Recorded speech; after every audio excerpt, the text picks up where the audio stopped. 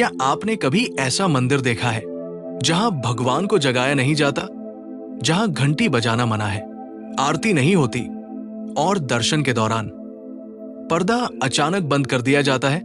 ये कहानी चमत्कारों की नहीं, ये कहानी है एक ऐसे भगवान की जो राजा नहीं, बालक है। आज आप जानेंगे उस रहस्य कोट जो सदियों से सांस ले रहा है। बाके बिहारी मंदिर में बहुत समय पहले की बात है, जब न मोबाइल थे, न कैमरे, न भीड़, न शोर। तब वृंदावन केवल एक स्थान नहीं था, वो भक्ति की जीवित आत्मा था। यमुना की हवा में श्री कृष्ण के नाम की मधुर ध्वनि घुली रहती थी। हर पेड़, हर पगडंडी, हर कण कृष्ण लीला की कहानी कहता था। इसी पवित्र भूमि पर एक महान संत ने जन्म लिया, जिनका नाम था स्वामी हरिदास जी। स्वामी हरिदास जी कौन थे? स्वामी हरिदास जी कोई साधारण संत नहीं थे।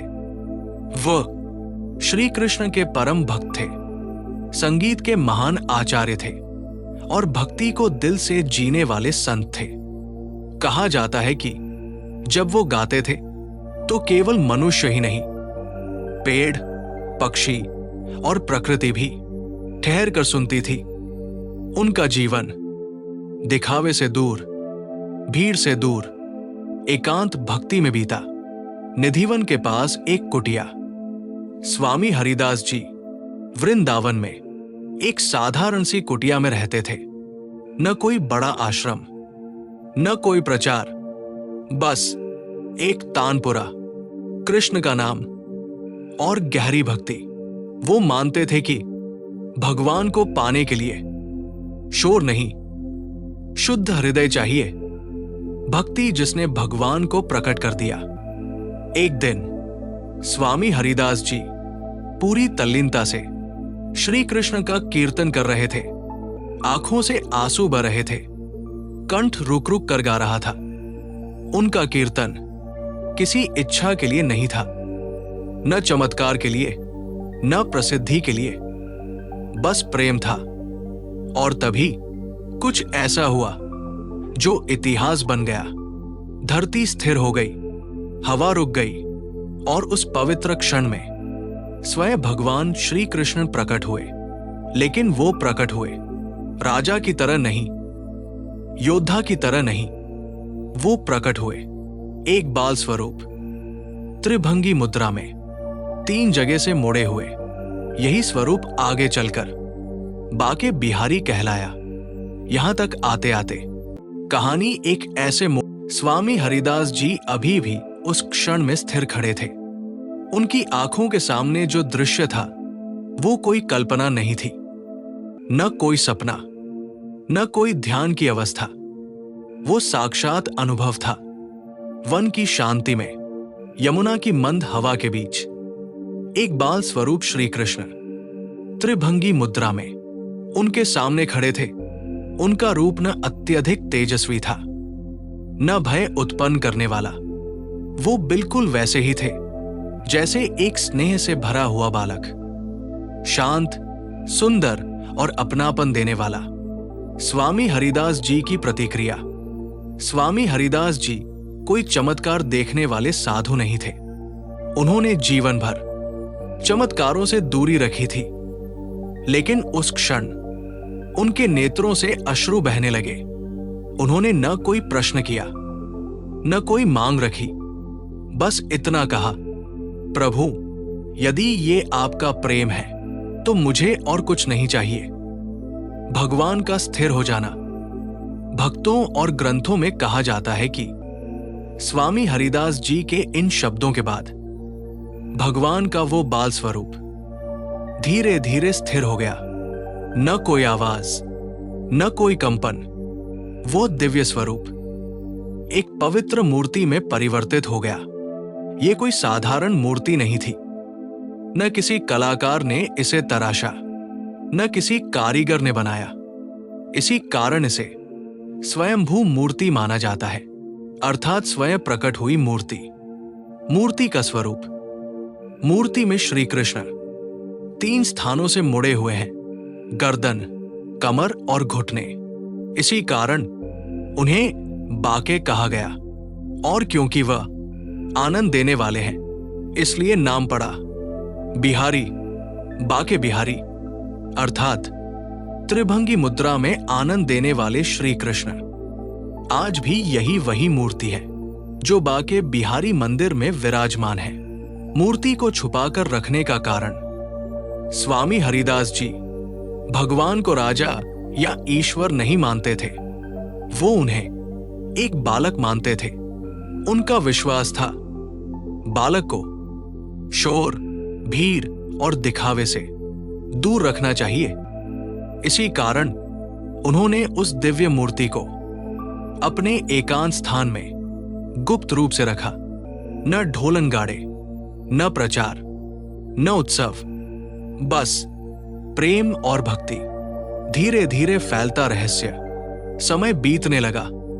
कुछ साधु, कुछ ग्रामीण इस दिव्य उपस्थिति को महसूस करने लगे। कहा जाता है कि जिस स्थान पर मूर्ति थी वहां मन को अद्भुत शांति मिलती थी। लोग बिना देखे ही कहने लगे, यहां कुछ है जो साधारण नहीं है। भक्तों की पहली कामना। धीरे धीरे लोगों ने स्वामी हरिदास जी से निवेदन करना शुरू किया, हमें भी दर्शन करा दीजिए। लेकिन स्वामी हरिदास जी भीड़ नहीं चाहते थे। वो जानते थे कि यदि ये बात फैल गई तो शांति समाप्त हो जाएगी। यहीं से एक अद्भुत संघर्ष शुरू हुआ। एक ओर भक्तों की श्रद्धा, दूसरी ओर गुरु का संरक्षण। यही संघर्ष आगे चलकर मंदिर बना। यही वो बिंदु है जहां से मंदिर की आवश्यकता पैदा हुई। लेकिन वो मंदिर दिखावे के लिए नहीं था। वो मंदिर बना भगवान की सुरक्षा के लिए, बाल स्वरूप की रक्षा के लिए और शुद्ध भक्ति को जीवित रखने के लिए। समय धीरे धीरे आगे बढ़ रहा था। स्वामी हरिदास जी की कुटिया अब केवल एक साधारण स्थान नहीं रही थी। वो स्थान बन चुका था शांति, भक्ति और दिव्यता का केंद्र। हालांकि स्वामी हरिदास जी ने मूर्ति को छुपा कर रखा था, फिर भी भगवान की उपस्थिति छुपी नहीं रह सकी। भक्तों की बढ़ती संख्या, जो भी उस मार्ग से गुजरता उसके मन को एक अजीब सी शांति मिलती। कुछ लोग बिना कारण आंखों में आंसू लेकर लौटते, तो कुछ का मन वहीं बैठ जाने को करता। धीरे धीरे भक्तों की संख्या बढ़ने लगी। लोग कहते, ये कोई साधारण स्थान नहीं है, यहां स्वयं श्री कृष्ण विराजमान है। स्वामी हरिदास जी की चिंता। स्वामी हरिदास जी इस स्थिति को देखकर प्रसन्न नहीं हुए। उनकी चिंता ये नहीं थी कि लोग आएंगे, बल्कि ये थी कि कहीं भीड़ भगवान के बाल स्वरूप को कष्ट न पहुंचा दे। उनके लिए श्री कृष्ण ईश्वर से पहले एक बालक थे। मंदिर की आवश्यकता क्यों पड़ी? समय के साथ यह स्पष्ट हो गया कि अब मूर्ति को एक सुरक्षित और स्थायी स्थान देना आवश्यक है। लेकिन स्वामी हरिदास जी ने एक शर्त रखी, यदि मंदिर बने तो वो राजसी नहीं होगा, दिखावे वाला नहीं होगा, और वहां भगवान को राजा नहीं बालक की तरह रखा जाएगा। यही विचार बाके बिहारी मंदिर की नींव बना। मंदिर का निर्माण बहुत सादगी से किया गया। कोई ऊंचा शिखर नहीं, कोई भारी सजावट नहीं, कोई डर पैदा करने वाली मूर्ति नहीं। मंदिर ऐसा बनाया गया जैसे घर के भीतर एक आंगन हो। आज भी बाके बिहारी मंदिर किसी भव्य राजमहल जैसा नहीं, बल्कि एक अपनापन देने वाले घर जैसा लगता है। घंटी और आरती क्यों नहीं, ये मंदिर भारत के उन गिने चुने मंदिरों में से है जहां घंटी नहीं बजाई जाती, औपचारिक आरती नहीं होती। कारण बहुत सरल है। स्वामी हरिदास जी का मानना था घंटी की तेज आवाज बालक को डरा सकती है। इसीलिए यहां भक्ति शांत होती है, धीमी होती है और हृदय से होती है। पर्दा प्रणाली की शुरुआत। जब भक्तों की संख्या बढ़ी तो एक और बात सामने आई।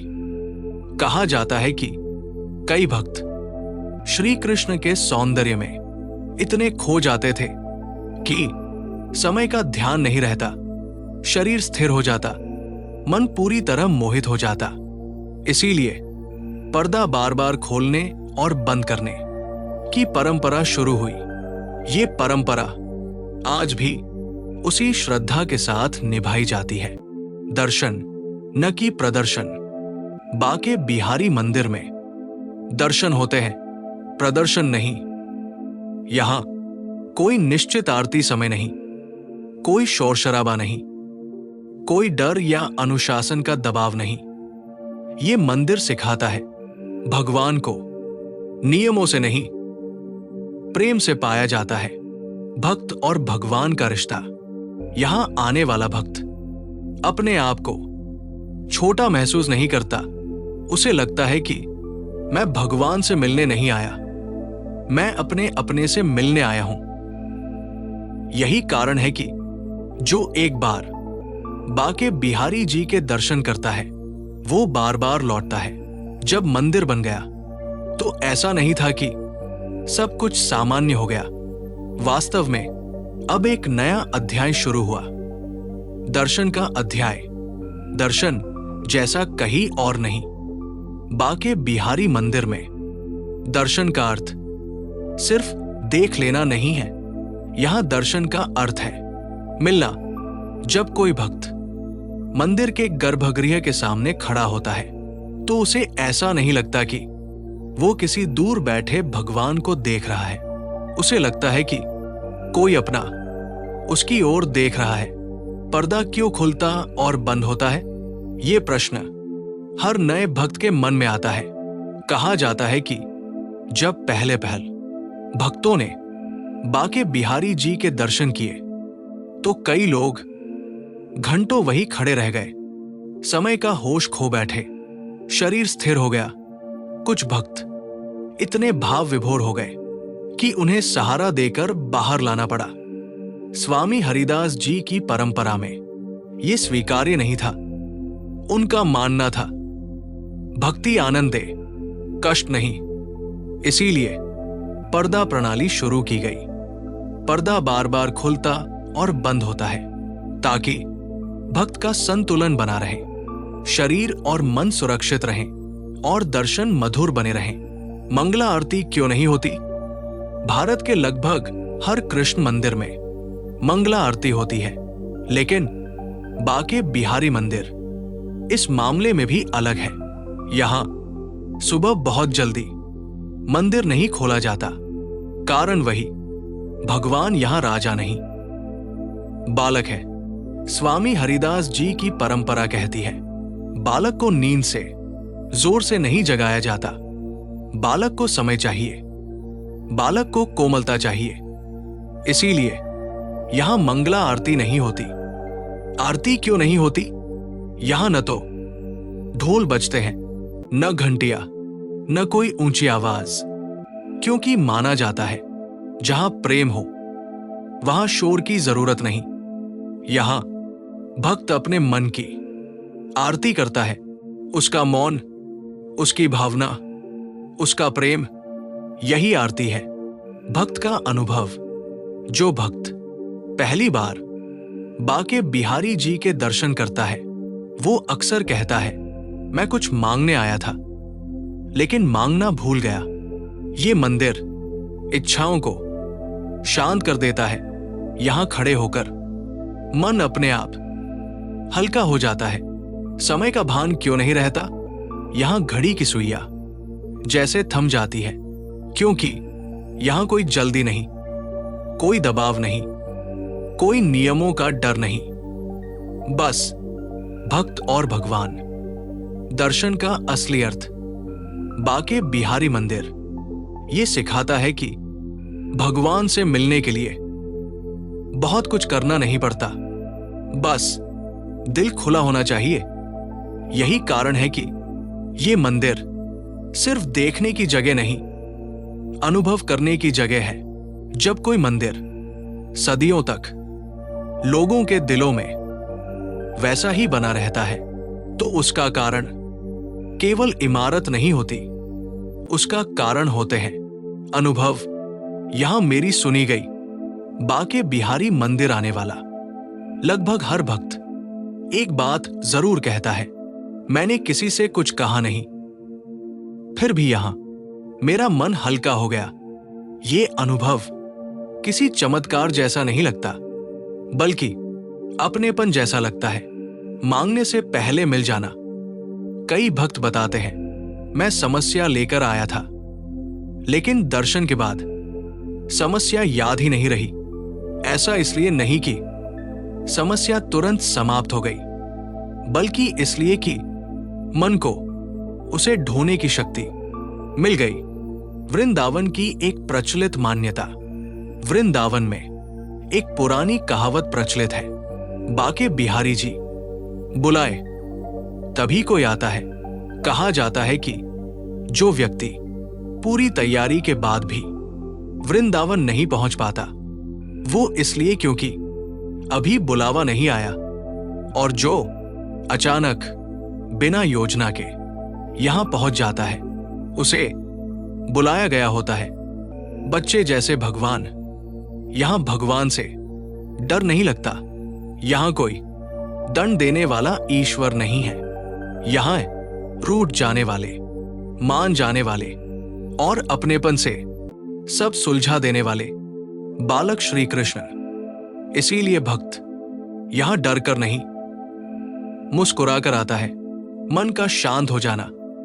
कई लोग कहते हैं, दर्शन के बाद बाहर की भीड़ वही थी, शोर वही था, लेकिन भीतर सब शांत हो गया। ये शांति शब्दों से नहीं, अनुभव से समझ आती है। मंदिर में चमत्कार क्यों नहीं बताए जाते? बाके बिहारी मंदिर में किसी चमत्कार का प्रचार नहीं किया जाता। कोई बोर्ड नहीं, कोई दावा नहीं, क्योंकि यहां माना जाता है सच्ची भक्ति प्रचार की मोहताज नहीं होती। जो अनुभव करता है वो समझ जाता है। सेवा का भाव, यहां सेवा दिखावे की नहीं होती। कोई जोर से नाम नहीं चिल्लाता, कोई खुद को बड़ा नहीं दिखाता। सब एक जैसे होते हैं। भक्त क्यों लोग बार बार लौटते हैं? क्योंकि यहां अपेक्षा नहीं, तुलना नहीं और डर नहीं। ये मंदिर भक्त को स्वीकार करता है, जैसा वो है वैसा ही। समय बदल गया है। वृंदावन की गलियां अब पहले जैसी शांत नहीं रही, लेकिन एक बात आज भी वैसी ही है, भक्ति का भाव। आज भी जब कोई बाके बिहारी मंदिर के द्वार पर पहुंचता है, तो बाहर की भीड़ के बावजूद अंदर एक अलग ही शांति महसूस होती है। देश विदेश से आते भक्त आज यहां भारत ही नहीं, दुनिया के अलग अलग देशों से भक्त आते हैं। कोई भाषा अलग बोलता है, कोई संस्कृति अलग है, लेकिन गर्भगृह के सामने सब एक जैसे हो जाते हैं, निशब्द, भाव विभोर, विनम्र। ये मंदिर किसी एक वर्ग का नहीं, हर उस व्यक्ति का है जो प्रेम से जुड़ना चाहता है। परंपराएं आज भी वैसी ही। सदियां बीत गई, लेकिन पर्दा आज भी चलता है। घंटी आज भी नहीं बजती, औपचारिक आरती आज भी नहीं होती, क्योंकि यहां परंपरा नियम नहीं, भावना है। यहां बदलाव आवश्यकता से नहीं, संवेदना से होता है। भगवान आज भी बालक है। आज भी बाके बिहारी जी को राजा की तरह नहीं, बालक की तरह माना जाता है। उनके लिए मौसम के अनुसार वस्त्र बदलते हैं। गर्मी में ठंडक का ध्यान रखा जाता है, सर्दी में ऊनी वस्त्र पहनाए जाते हैं। ये सब किसी दिखावे के लिए नहीं, अपनेपन के कारण होता है। मंदिर का गहरा अर्थ। ये मंदिर ये नहीं सिखाता कि भगवान से डरना चाहिए, बल्कि ये सिखाता है भगवान से रिश्ता होना चाहिए। यहां भक्ति कर्तव्य नहीं, संबंध है, जीवन के लिए संदेश। बाके बिहारी मंदिर हमें धीरे से ये बात समझाता है, हर चीज पर नियंत्रण जरूरी नहीं, हर भावना को शब्द देना जरूरी नहीं, और हर समस्या का समाधान शोर में नहीं मिलता। कभी कभी मौन ही सबसे बड़ा उत्तर होता है। क्यों ये मंदिर अलग है? क्योंकि यहां भगवान ऊंचाई पर नहीं, सामने होते हैं। भक्त छोटा नहीं, स्वीकार किया हुआ होता है। और भक्ति बोझ नहीं, सुकून होती है। अंतिम संदेश, यदि कोई पूछे बाके बिहारी मंदिर इतना विशेष क्यों है, तो उत्तर यही होगा, क्योंकि यहां भगवान मिलने नहीं आते, अपने से लगते हैं।